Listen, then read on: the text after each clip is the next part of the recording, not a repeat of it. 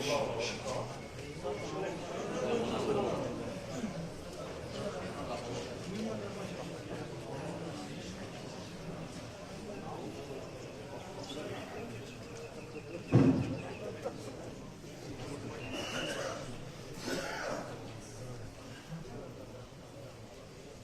الله الرحمن الرحيم.